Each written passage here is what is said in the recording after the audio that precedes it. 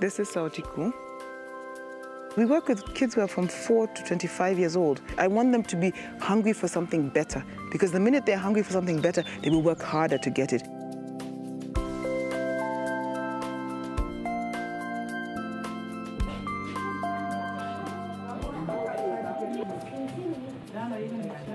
Carbohydrates, proteins, beans, yes. Sim, yes. Vitamin, mango, yes. Kales, yes. Sweet potato, yes. If you're not sure of the answer, when you look at a question mark, you ask either us, if you had internet, if somebody has a smartphone, they go and Google for you. And one of the biggest problems in the urban areas in Kenya and most of Africa is the job creation. What I'm telling the young people is that you're not wealthier by being in the urban area with a white-collar job sitting at a desk, because many people who are in the urban areas do not earn very much. They earn very little money, 150 euros a month. So what they need to realize is, with this soil that they have, the land that they have, that they can cultivate and get an income. I tell the kids, you can still study and become a doctor, you can still work behind a desk, but make sure you're equipped for it. And to be equipped for it means, in the urban area, to be financially secure.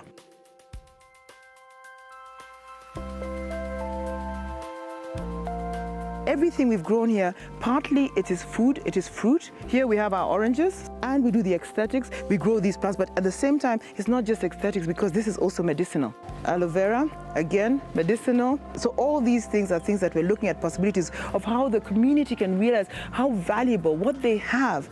All this is wealth. It's all natural. It's growing wild.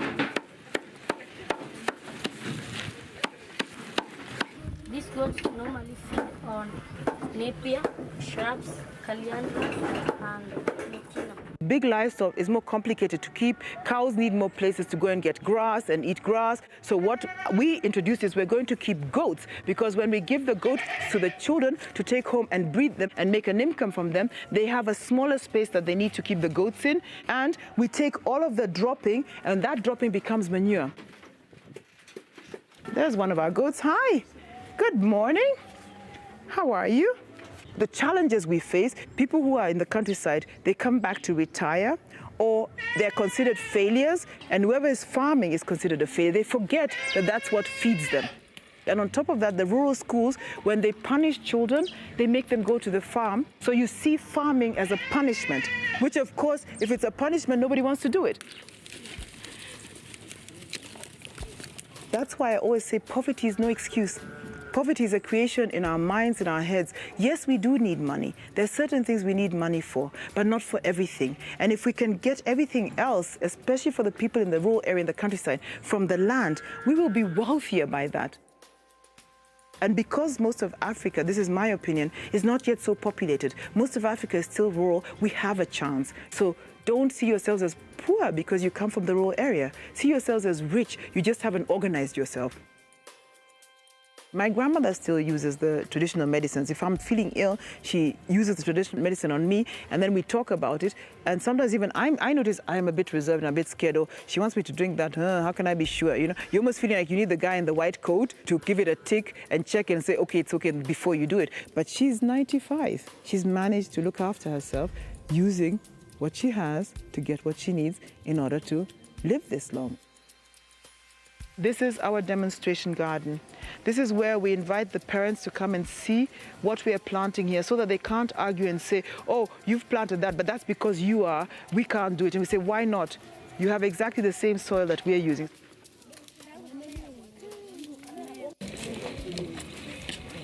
Here, this is a plant called Rosella, and the juice that's made out of it is very good for iron deficiency. Everything on this plot is organic. And the reason is not because we're trying to be fancy or anything. It's just because, first of all, it's the way of life of the people here. Pesticides cost, so you do it traditionally. So we take a mix of chili pepper, papaya leaf, and charcoal, and it's mixed together, and you pour it on the plant. Amoso. Ungema. Hune kitchen garden maru. Okay. Amosi. Nadi baba. Engema. Amosi. Ronnie. Kara kitchen garden ni ber kama. Ronnie's family is an example. They look poor, but they're not poor. to wachako kode konya puro to sogigi. He's just explaining to me how he heard about Sauti Kuu. He was doing nothing at home, so he decided to go to Sauti Kuu. And when he went to Sauti Kuu, they were teaching the young people a lot of things. And then he heard, oh, they're teaching about agriculture. So he said, I'm going to do the agriculture bit. So he learned how to start a kitchen garden, the composting, and then he came back home and he told his grandma, Granny, let's do this. So what the kitchen garden does also is with the vegetables, they're able to plant to eat. So part of our project, which is called Grow to Eat. But because they grow more, the surplus, the grandma takes it to market. And with the money that she gets from the market, she can pay for him some of his school fees. She pays for his books, if he needs a new school bag. So she's able to support him and help him with it. And actually, it's his kitchen garden, so he's actually already earning money. Being mari, sani loso pesa, inge mano. Inge sani inga loso pesa gipuote, inge mano. Ronnie is showing me where they store their vegetables and their grain from their farm. As you can see, they're storing it in his little house. He has his bed here at one end, and at the same time they're storing grain. And as you can see from the grain, and what for me is so important, this is our indigenous maize, more or less. You can see that it's not your perfect white or yellow maize, it's got purple. This is the maize that you can take this and keep it, and when you need to grow your next harvest, you put it in the ground and it will grow. It is not GMO. And these people can sustain themselves because you don't need money. All you need to have good storage so your grain doesn't get bad.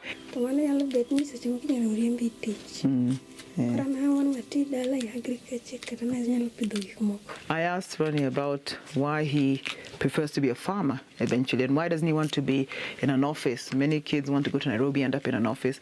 He just said to me that he realized and appreciated what land and the value of the land is. And I asked him, what did you used to do before? And he said he'd go to the farm because he had to, because his grandmother told him, but he never enjoyed it. He used to think, oh, I don't feel like doing this, I'd rather just go to school.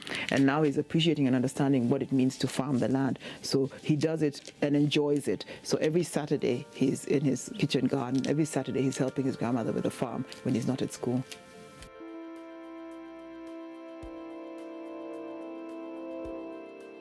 Discount. D for D?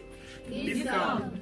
And now, if discount is in percentage, you know how to convert, isn't it? Yes. If you don't have discount, you have selling price and a market price, you can get it. Yes. Isn't it? Yes. So you just see what you have and what you don't have. Use what you have to get what you don't. See, this is the Sauti Kuu hut. It's our learning hut. We have a library here where the kids learn to read and write and speak English in particular. Yes, yes.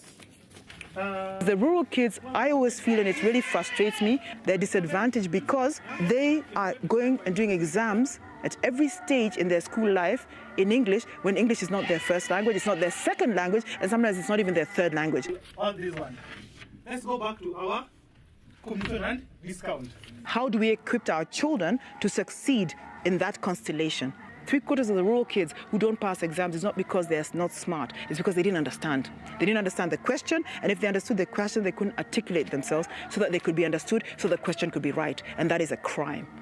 We are committing a crime to our children because they're not succeeding. And we're giving the wrong impression of who's smart and who's not smart. Just because I speak English doesn't mean I'm smart. If a woman sells goods, what?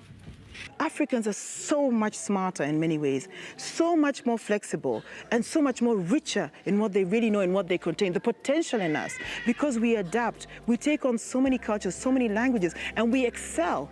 You know, and still what makes us, that core of what makes us, our own languages, our own traditions, comes too short every time. And as Africans, we need to start appreciating that. That's our story. That's the story the kids need to hear and they need to tell. And that's what needs to be able to be articulated. Whatever language they're then forced to use, it needs to come across. But if they have their own language to start with, and then they're able to relate to the foreign languages that they're dealing with, I mean, nobody can even touch them.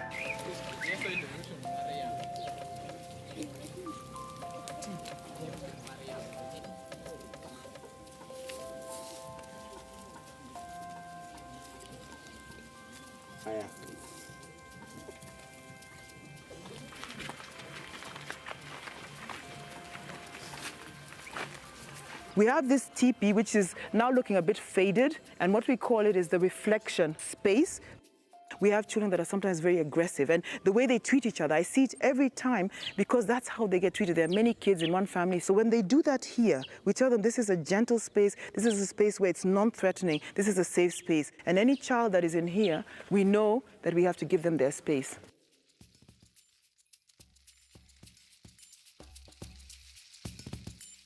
I guess I'm the heartbeat of what happens at Sauti Kuu, but I'm not the specialist. So I'm always looking for people who are specialists in this area who have the same vision as I am to come on board and help us with the work we're doing, because I can do a certain amount, but I don't have all of that deep knowledge. But we have everything here. It's just about unraveling it and exposing it to the community and to the children, to their families, so they start tapping it and start using it to improve their lives. That's really the job that I'm here to do, is to trigger off and to get the partners on board and supporters on board who help me do this. You know, especially people who are specialists in organic farming.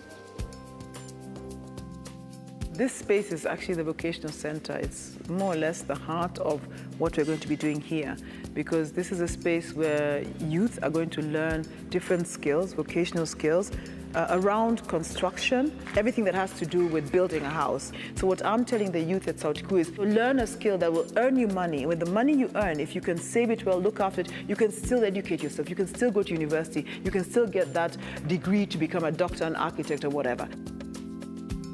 We're hoping that we'll be able to make it a space that the community uses as well.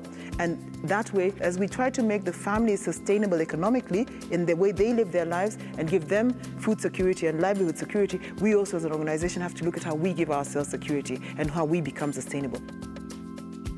Traditionally, we had something called a dero. We built a storage space and all our grain was stored there, and it lasted us the whole year. So people trusted each other, nobody stole from each other because everybody had their own grain. And what happened is now, because people are poorer, crime has infiltrated the community, so you can't have that kind of storage. So what we have done, which is unprecedented and unusual, is we've created a storing space. And the whole of the bottom of the vocational center is a basement. This is going to be the space where the families, the community is going to be able to store their grain. So what happens there is that we're ensuring food security, not just for our families and our children, but also for the community, but we're also ensuring the monies are coming in so we can also sustain ourselves. Even though we say use what you have to get what you need, we're also saying they must be challenging the idea of getting things just for free. You know, what's in it for them, what's in it for us? And Sauti Kuu, the non-profit, and we're able to work at the way we work is because we're able to teach our beneficiaries that they too must also contribute. They too must also give something towards what we're doing for them, because otherwise they don't value it. I'm so excited about this project, especially here. I can't wait for when this is full of grainage stored and we're organized and it's the drought period and the families are coming and saying, oh, I need to go into store B because I need to pick up my stuff, I'm taking it to market. I need to make some money, I need to feed my family, and I'm able to. That's going to be a big, big special day, so I can't wait.